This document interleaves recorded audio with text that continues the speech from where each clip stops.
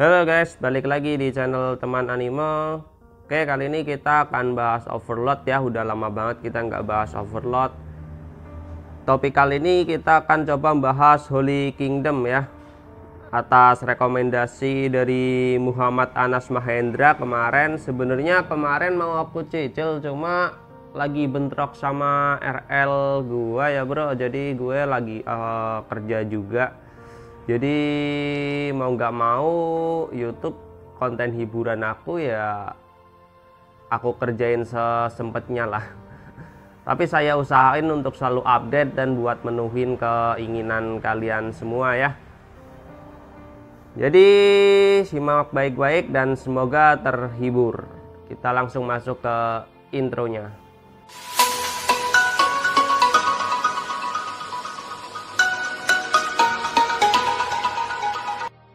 BTW pembahasan akan diambil dari volume 12 sama 13 ya.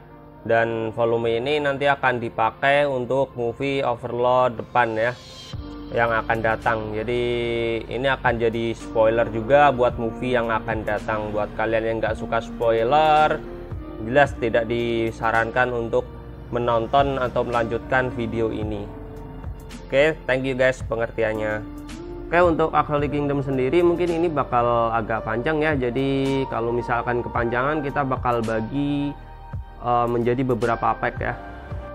Jadi kita akan memulai dari pengenalan Holy Kingdom terlebih dahulu ya. Simak baik-baik, siapkan kopinya dan cemilannya, jangan lupa. Kita mulai ceritanya. Holy Kingdom adalah sebuah kerajaan yang berada di semenanjung barat daya Reesti Kingdom. Itu adalah sebuah kerajaan yang sangat religius, dipimpin oleh seseorang Holy Queen yang bisa menggunakan sihir divine dan berhubungan erat dengan gereja-gereja. Selain itu, ada dua ciri khusus tentang geografis Holy Kingdom. Yang pertama, ada bawah tanahnya terbagi ke utara dan selatan oleh laut, namun bagiannya tidak terpisah sama sekali. Sebaliknya, teluk raksasa yang panjangnya 4 km dan lebar 2,5 km membuat geografi terlihat seperti huruf U yang diputar di sisinya. Dengan demikian, beberapa orang memanggil mereka dengan sebutan Holy Kingdom Utara dan Selatan. Lalu ada ciri khas lainnya, yakni pintu masuk ke semenanjung itu memakai sebuah tembok besar panjang lebih dari 100 km dibangun untuk menahan serbuan dari suku-suku demi-human yang berkumpul di perbukitan di sebelah timur Holy Kingdom dan menjadi pembatas antara mereka dan juga teokrasi. Tembok besar itu yang dibangun dengan biaya dan sumber daya yang besar serta kurun waktu yang lama adalah sebuah saksi bisu tentang betapa menakutkannya beberapa keberadaan para demi-human yang sering menyerang Holy Kingdom. Ada kesenjangan kekuatan yang sangat besar antara demi-human dan juga manusia, baik itu ukuran tubuh, kekuatan fisik, pengetahuan, ataupun tingkat di mana mereka menghasilkan magic caster. Mereka adalah lawan yang hebat bagi manusia dalam segala hal. Memang ada demi-human tertentu yang lebih lemah dari manusia seperti goblin, itu adalah fakta. Meski begitu, bahkan goblin pun memiliki mata yang bisa melihat ke dalam kegelapan. Dan jika mereka dengan hati-hati menyembunyikan tubuh kecil mereka di sudut-sudut gelap, misalnya, saat meluncurkan penyergapan malam hari di hutan, mereka pasti akan menjadi musuh yang menyusahkan bagi manusia. Tidak perlu dikatakan lagi, sebagian besar demi-human memiliki tubuh yang lebih kuat daripada manusia, dan ada juga banyak ras yang secara alami memiliki kemampuan magic.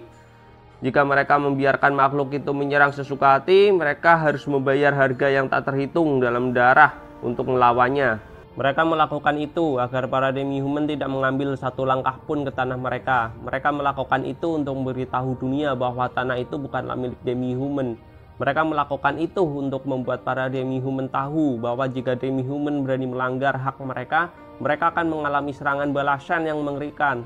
Namun tembok yang dibangun untuk tujuan itu memiliki beberapa masalah. Agar tetap beroperasi pada kapasitas penuh, mereka harus tetap memiliki banyak tenaga kerja yang berjaga sepanjang hari di lokasi. Kepemimpinan Holy Kingdom telah menghitung berapa banyak kekuatan tempur yang dibutuhkan untuk mengalahkan suku demi-human jika menyerang. Jawabannya adalah bahwa kerajaan itu akan berada dalam bahaya sebelum para demi-human menyerang mereka. Sementara mereka tidak memiliki cukup biaya untuk mengumpulkan pasukan yang tidak terpakai. Ada kebutuhan yang menempatkan jumlah tenaga kerja yang sesuai di sana dalam sejarah Holy Kingdom. Setelah membangun tembok, invasi terberat ke tanah mereka telah terjadi selama invasi saat tengah hujan panjang. itu adalah serangan malam diluncurkan oleh sebuah ras yang disebut Shrush atau Shrush yang memiliki tangan penghisap dan lidah berbisa yang menjulur panjang, dan anggota elitnya bahkan bisa mengubah warna kulit mereka seolah-olah menggunakan mantra kamuflase ya. Shrush melewati dinding dan menuju ke barat. Banyak desa telah hilang, yang sampai hari ini masih ada desas-desus bahwa Shrush masih bertahan di dalam batas-batas Holy Kingdom. Begitulah tragedi yang pernah terjadi pada saat itu. Mereka ingin memperbaiki tembok agar tidak terjadi tragedi semacam itu. Namun menempatkan pasukan di setiap titik di sepanjang dinding akan menyulitkan kerajaan. Solusi yang mereka dapatkan adalah membangun pos-pos terdepan dengan interval tetap di sepanjang dinding. Titik-titik kuat ini kemungkinan akan diawasi oleh benteng raksasa.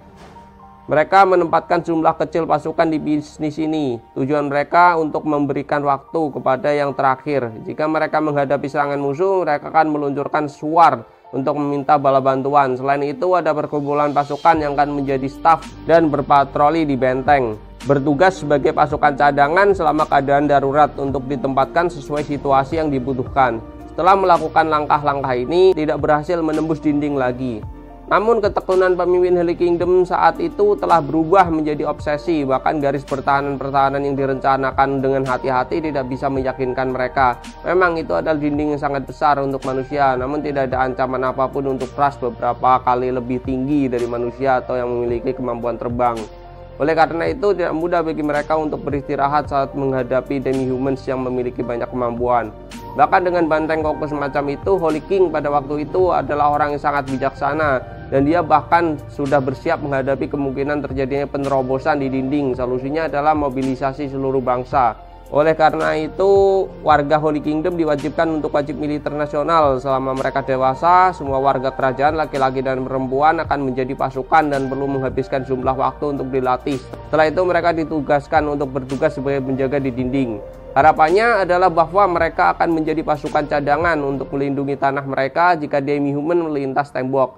Semua tempat tinggal dan ukuran tertentu juga diperkuat. Ini membuat penduduk desa cukup kekuatan untuk bertahan sampai pasukan reguler bisa tiba, dan mengizinkan desa-desa tersebut untuk dijadikan pos militer pada akhirnya. Desa-desa Holy Kingdom jauh lebih terlindungi daripada kerajaan lain, dan mereka juga dapat berfungsi sebagai pangkalan militer. Garis pertahanan Holy Kingdom terbuat dari 3 dinding yang saling terhubung. Hanya ada 3 gerbang yang diperkuat di sepanjang tembok panjang yang panjangnya lebih dari 100 km, dan mereka juga berfungsi sebagai garnison untuk mengirim pasukan ke tempat-tempat kuat di sekitarnya. Jika demi-human menyerang dan diperintah mobilisasi secara keseluruhan diberikan, mereka akan menjadi daerah pembatas di mana semua pasukan untuk menyerang musuh. Oke, dari sini kita akan masuk ke cerita yang lebih seru ya. Tapi berhubung karena bakal panjang banget, jadi kita bagi jadi beberapa part ya. Dan mungkin kalau rame nanti akan langsung lanjut ke part selanjutnya. Sorry ya, soalnya masih banyak juga yang belum di-upload. Kayak One Piece juga belum proses penggarapan. Masih sibuk banget ya. Ini aja maksain banget buat tetap upload. Oke guys, thank you udah menonton. Thanks for watching. Jangan lupa bantu like ya, subscribe, dan share ke teman-teman kalian. Jangan lupa tinggalkan komentar biar admin lebih bersemangat ya. See you guys.